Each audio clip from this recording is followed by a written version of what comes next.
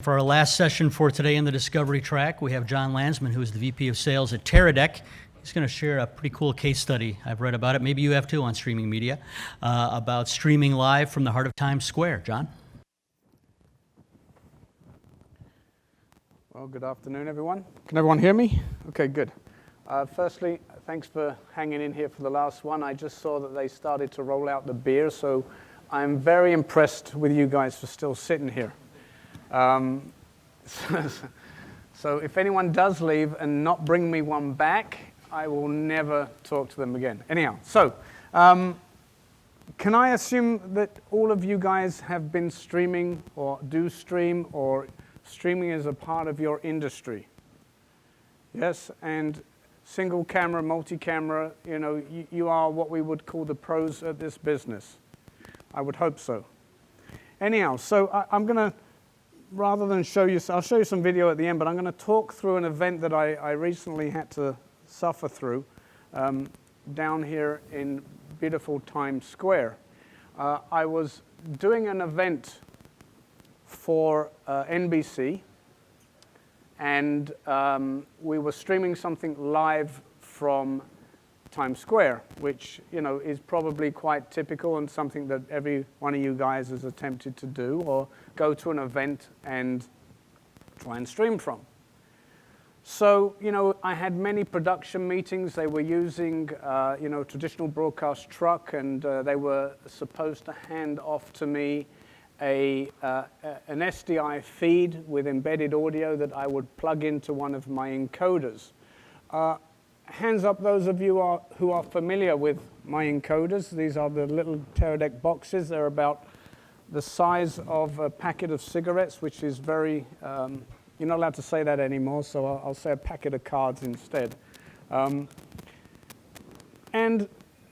we've been supplying these little guys for about 5 years now. I can tell you that at the last count, I've deployed 45,000 of these little things over the last few years, which just tells you how many people are streaming out there. I mean, it's growing year by year, and it's nice to see that as the years go by in streaming media, we've gone from a crowd of, how do I put it, scientists in their basements to business people looking at these gigs to make money and making money at these gigs, and realizing that streaming today is as important as anything else that one does to get their information and get their message out. So anyhow, I had this production meeting with NBC, and they told me to meet them at their truck just by Times Square at 7 in the morning, which I did. And I get to the truck, and I turn up with a cube, and they hand me off SDI with no audio, which is always, quite typical. So someone runs around, looks for an embedder, and, another hour later, I get an embedded feed. And then I meet with the IT guy, and he scribbles down on a piece of paper the gateway and the Ethernet IP address that I'm going to have to put into my device, because, as we all know, that's the kind of information we need, right? Everyone use an Ethernet drop when they stream? Right? Is there any other way? Right? Maybe. Anyhow, so it's now about 8 o'clock, and we're meant to be going live at 10. I plug in the SDI feed. I put in the IP information into my cube. I press go live. The guy at Akamai says to me, actually, we were doing it with iStream Planet. I think they're called something else nowadays, but they were NBC's, partner in crime in this. And the guy over at Ice Cream Planet says, I can see something, but it's not video. And, then the fun starts. And, I'm thinking, oh, do I have a problem with my cube?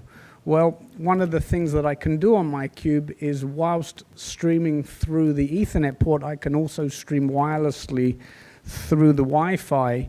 And I just, took out my phone, and I can view that feed. We have a little app that you download on an iPhone called TerraView that allows me to view the feed that's coming into the cube. So I know video is coming in, and it looks like I'm encoding, and I'm pushing it out to the website.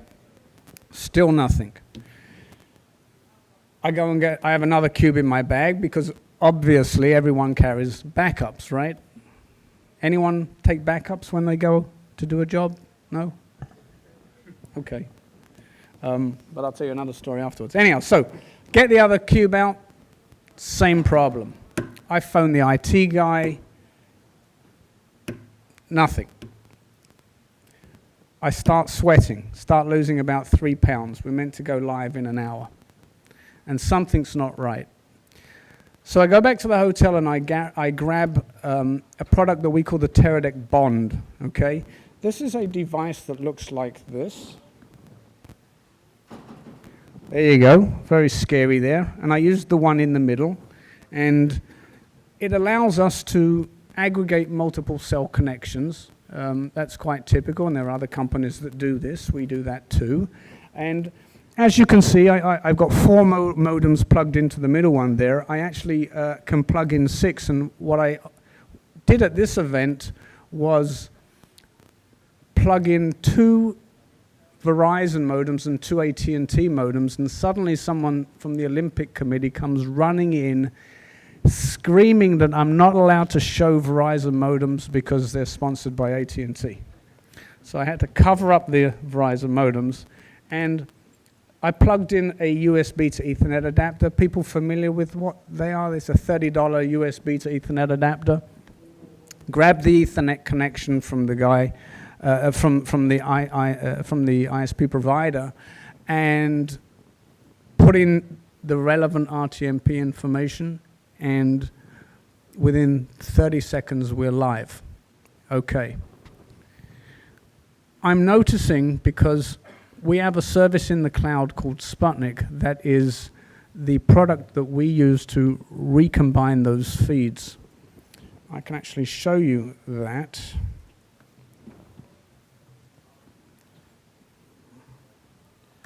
This is our core account. This is, let's hope that we have an internet connection here.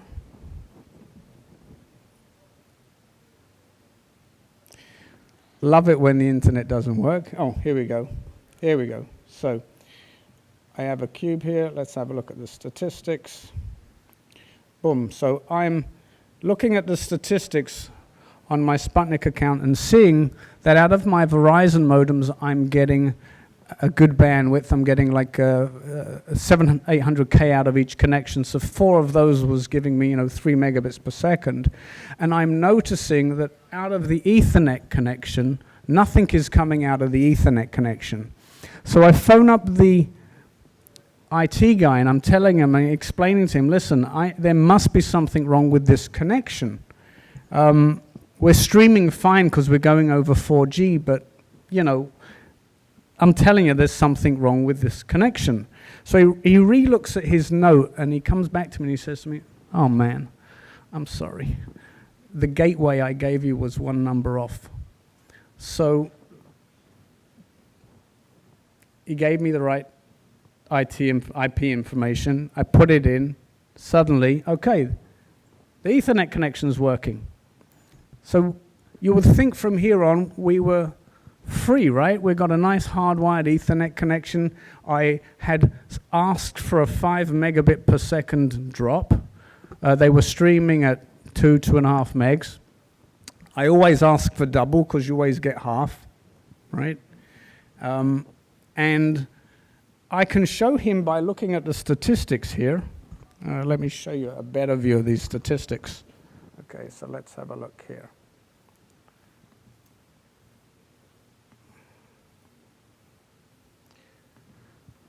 So Sputnik was our program that was developed by in-house by our Russian that combines the feeds from the multiple connections. And once the network lights up, you'll see that this is just a single connection, but I'm getting 449 kilobits per second. I've only got 1 modem plugged in. If I had 5, we'd see all 5 modems in. So I'm looking at the Ethernet connection, and I'm noticing that I'm getting about 430 kilobits per second. So I phone up the IT guy, and I'm like, dude, I'm getting 500K here. And he starts arguing with me, and he says, I'm going to send you back your order from the ordering department at NBC.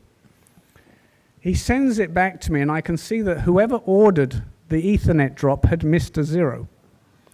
I hadn't got 5 megs, I got 500K. So I was lucky that I had my bonded device here. My point being is I always ask, my clients that phone me up and tell me that they're going to stream, what are they going to use as a backup? And it's often not good enough to have, for example, I just met with a guy on the stand, and he told me that he's streaming with a TriCaster. How many of you guys use TriCasters? Right, a lot of you guys. Do they ever hang up?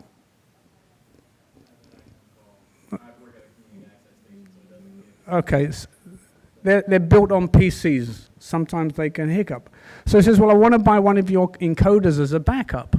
I'm working for a national university, and we have a TriCaster, which is a switcher, basically, like we've got at the back here, that runs on a PC, and it encodes and it streams. So he says, I want to buy your cube as a backup, so that if the TriCaster goes down, I got a backup. And I'm like, well, what happens if your Ethernet goes down?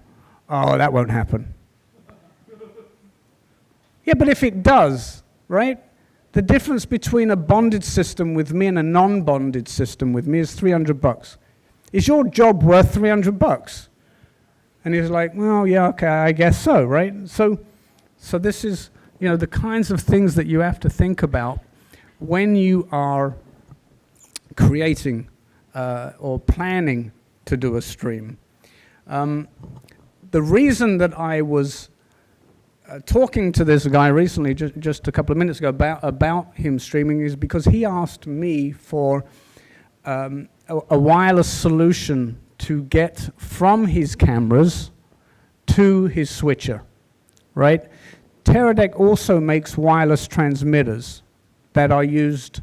We did an event, again, in Times Square, where they were used for two things. One was to send a feed from a camera to a TriCaster to be a switched feed, but we also were used to send to an ARMAC, a big one of those big screens in Times Square.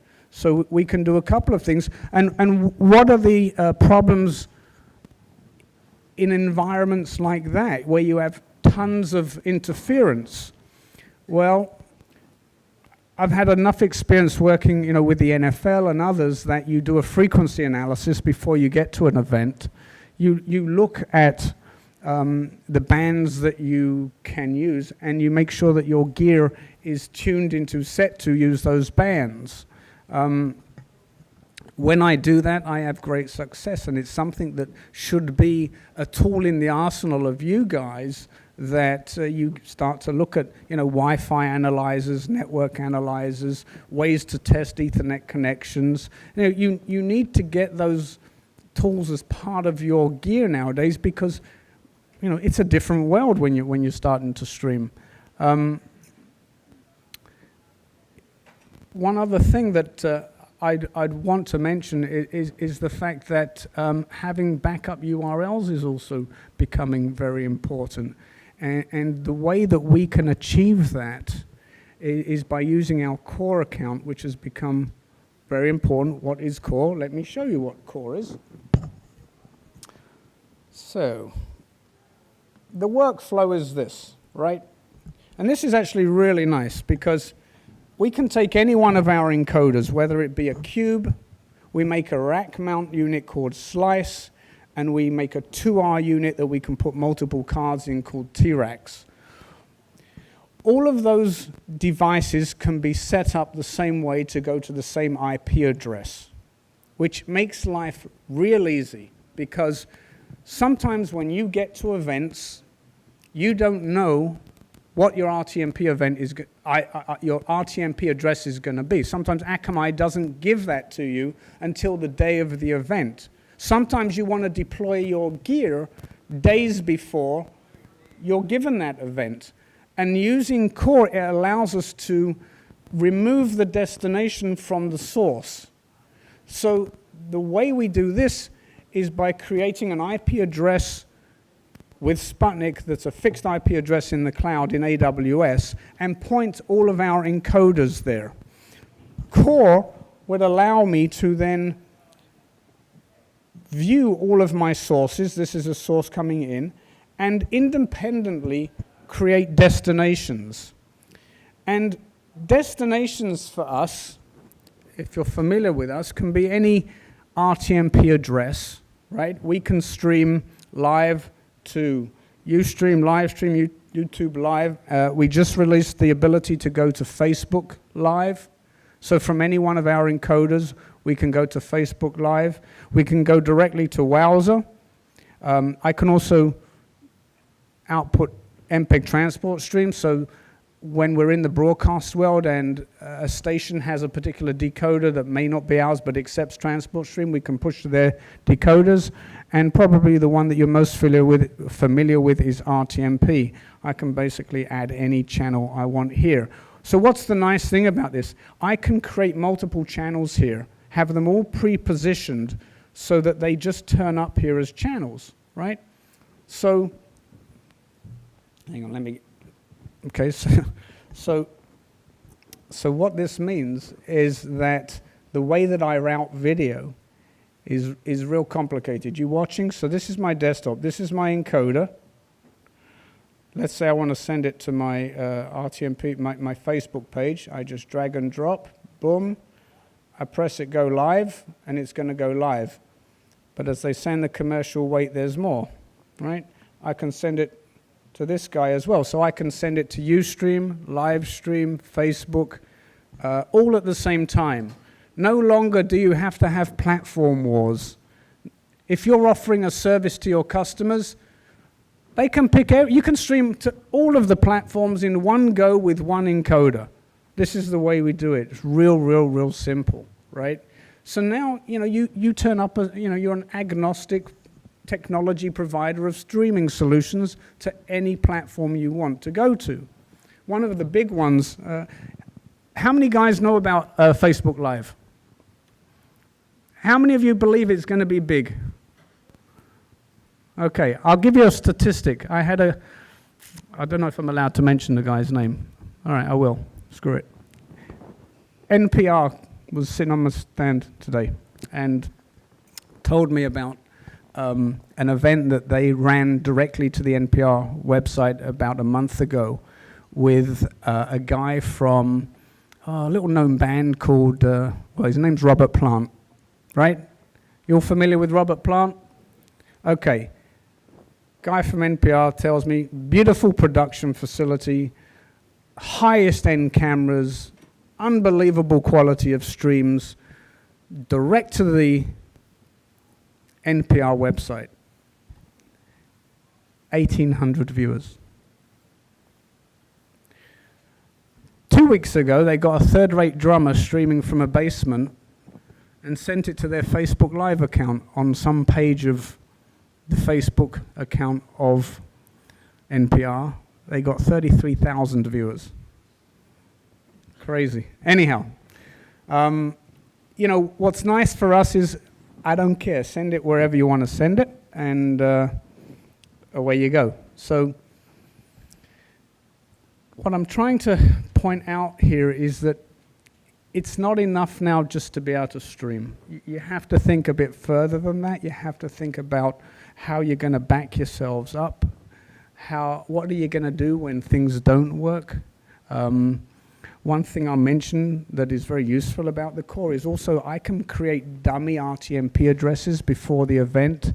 So I can arrive at an event days before, see my cube pop up here, send it to a dummy RTMP address, confirm that it's working. I now know I'm streaming, right? This makes it real easy to do, really easy to do. I'm going to show you, because a lot of people have asked, how do you stream live to Facebook Live, right? I'm going to do it in real time here. All right. Because it's really complicated. All right. You're going to be the first to see this because this was only released a couple of days ago, right? So destinations, add a destination. Click on Facebook. All right, let me log into, so it says log out. Let me link my account, boom. It links my account, it pops up my account. Do you see my account's already, I've already logged in a couple of days ago, log in. I pick my channel, my unofficial live stream page, there you go, save, done. I've now created a Facebook destination. There you go, unofficial Landman John live stream page. I want to send a feed there, boom, drop it on the bottom, go live. I'm now live on Facebook. It's that simple. Makes life real easy. Anyhow, any questions so far? I don't know how much time I've had or how much time I've got, but apparently I'm the MC here as well. And then you can all go out for some beers. One other very small thing I'll mention. It's on the other side of live production, which is getting the feeds into the switches. Someone made a really good point to me this morning that I'll pass on to you guys. I asked them, why do they want to create a wireless link so that they can have a cameraman running around? They're just in an auditorium. And he said to me, do you know how much it would cost my organization if one person tripped over that wire? Right? I thought that was a really good point. Yes?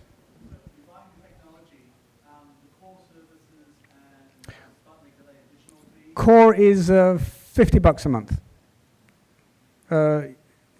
Sorry, $99 a month. Yeah, or 10. You can do a yearly subscription. Yeah.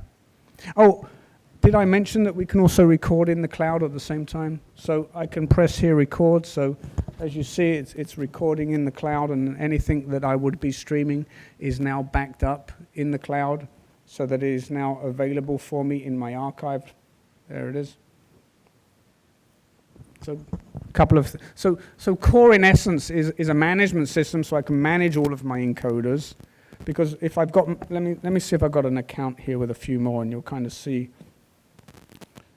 Yeah, see, I've got a couple of encoders. So I can have unlimited number of encoders will pop up on the left, and unlimited number of decoders will pop up on the right.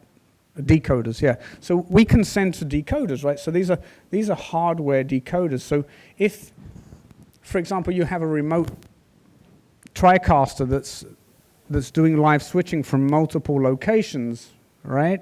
Then this is how we route. We basically drag and drop onto a decoder.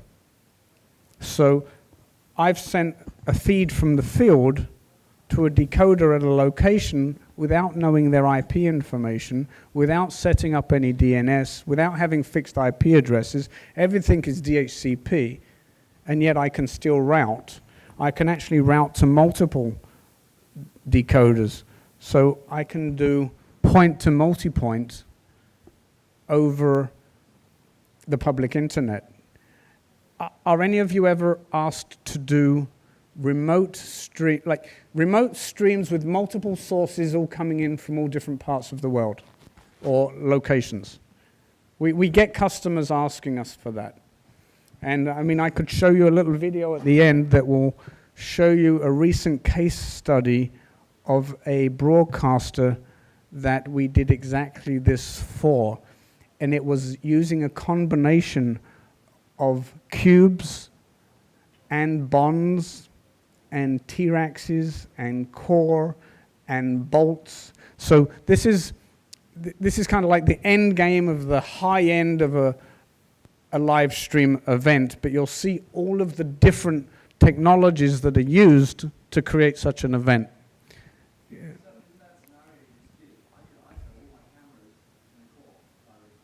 Yes, you could.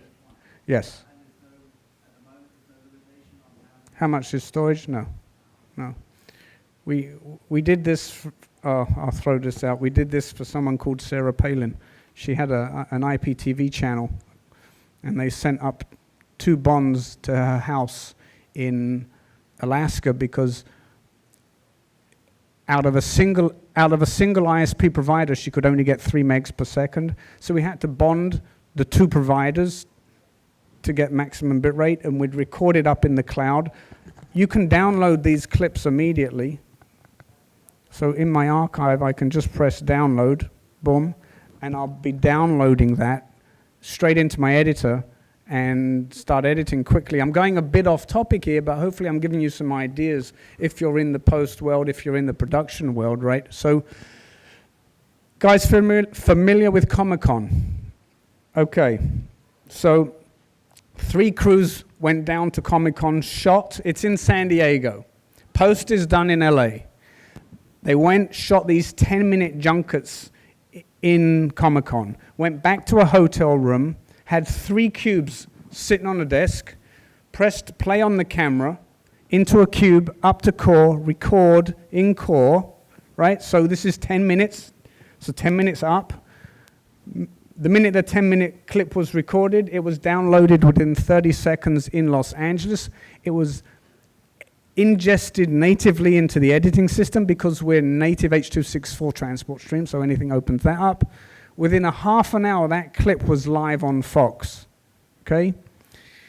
The way he told me he would do that the year before was he'd take the memory chips out of the cameras, put them in cars, 3 hours up, if he was lucky, from San Diego to LA, ingest them, yada, da, da, da, da, da, da. So Core does many wonderful things.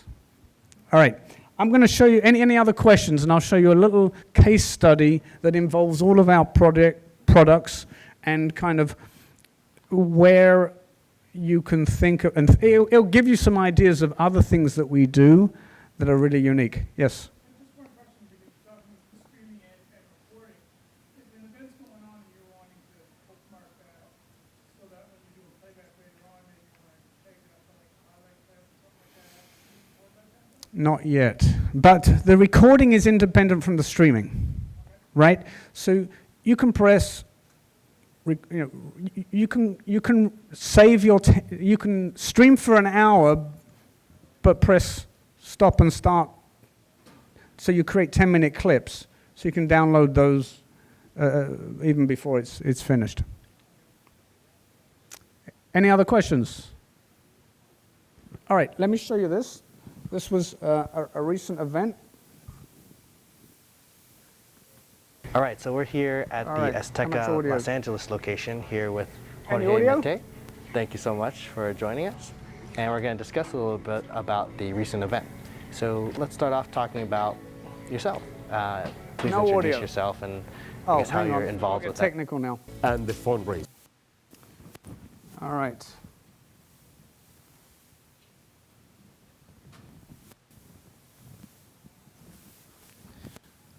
Who cares? We're only streaming with no audio.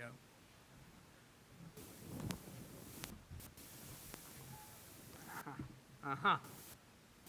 I got for mini PL. All right.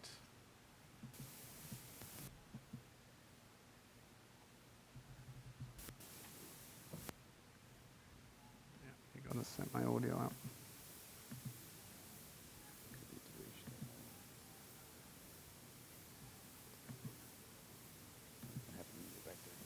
Okay. Technical hitch here. We're getting there.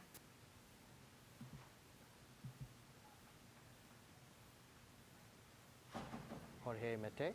Thank you so much for joining us. All right. And Let's. all right, so we're here at the Azteca Los Angeles location here with Jorge Mete.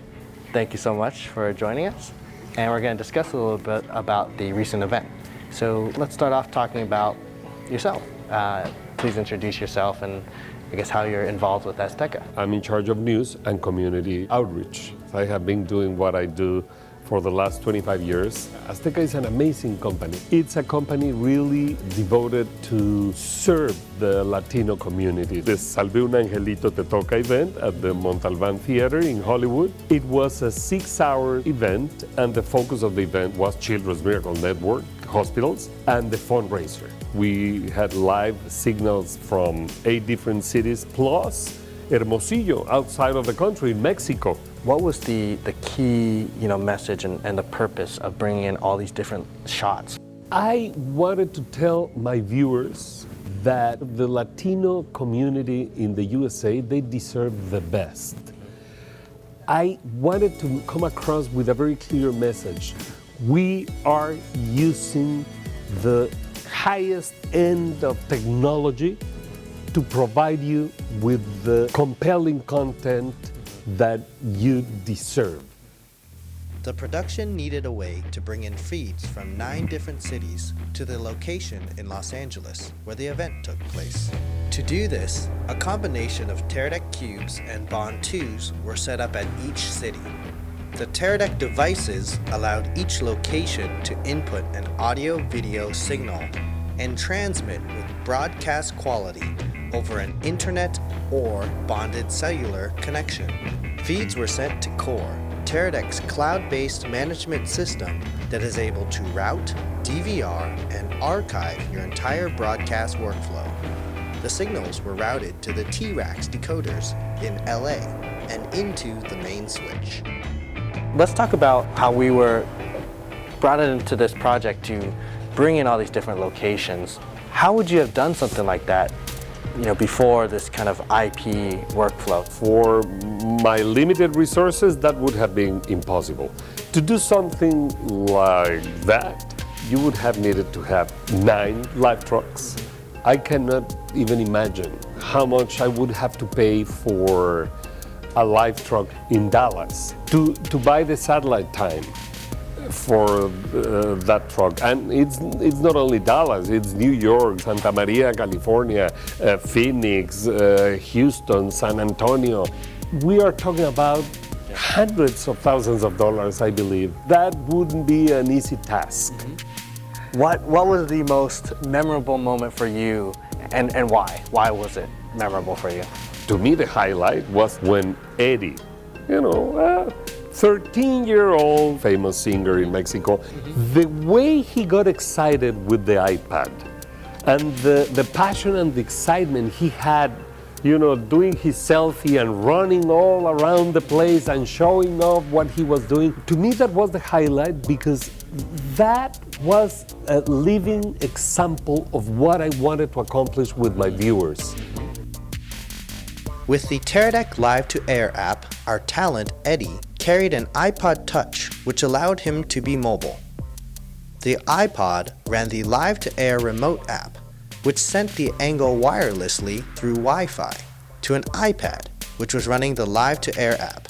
From the iPad, the video signals were sent directly to the main switch. With this setup, Eddie was able to interact with the audience in a fun and unique way. He got excited, he felt recognized, he felt that we were using something that he could relate to, and that was the message I wanted to send my viewers. So to me, that was the absolute highlight. One of the last components was bringing in the wireless cameras at the location.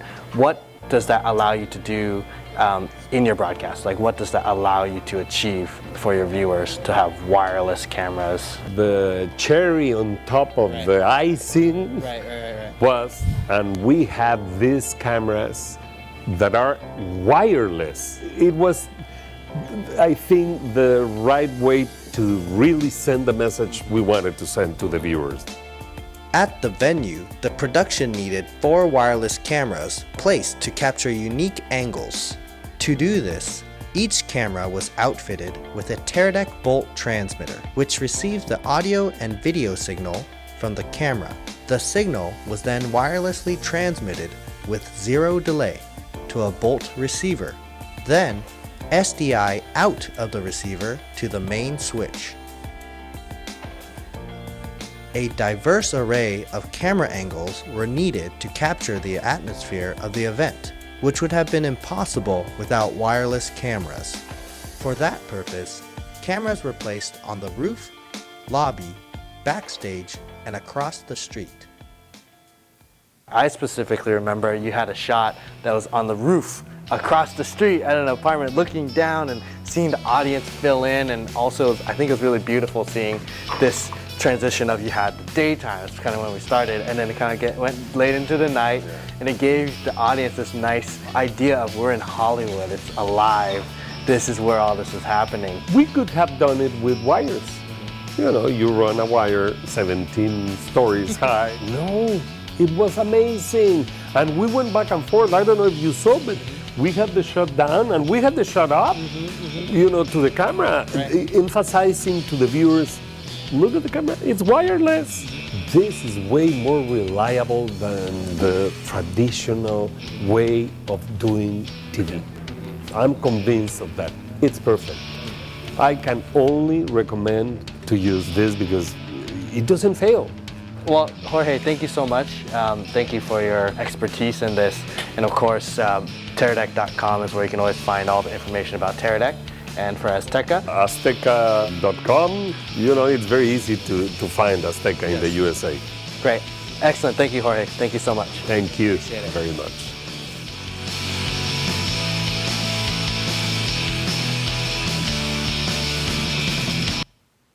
All right, a little bit of shameless promotion, but I think you got a good idea of kind of all the different products that we provide and the solutions that we can offer. The way we learned to do that thing with the phone was, I don't know if anyone went to the recent U2 concert with Bono when he got up and put it on the big screen. That was the same technology. Something that we've released, and actually for the first time at the show today, I don't think anyone has ever seen it. We are showing a product called Sphere. What is Sphere? Well, if you guys aren't getting into VR, then you should be, because it seems like every Tom, Dick, and Harry is starting to do something with regards to VR. We have a device that will take up to 8 feeds from a VR camera and stitch those together live on an iPad and then stream those live to a CDN. It's a very cost-effective, very simple solution that is something that you can start offering to your clients. So come see us. We're at booth number 2, just as you come in. And beer is on me tonight. Just come in there. There you go. All right. Any other questions? Yes? What's the range on the bolt? Okay, so we make 3 bolts. We'll do a question and answer session. One is called the Bolt 300. One is called the Bolt 600, and one is called the Bolt 2000. So, funnily enough, the 2000 does 2,000 feet, the 600 does 600 feet, and the 300 does 300 feet. But you'd be surprised at how many times I'm asked that question. Anyhow. Thank you.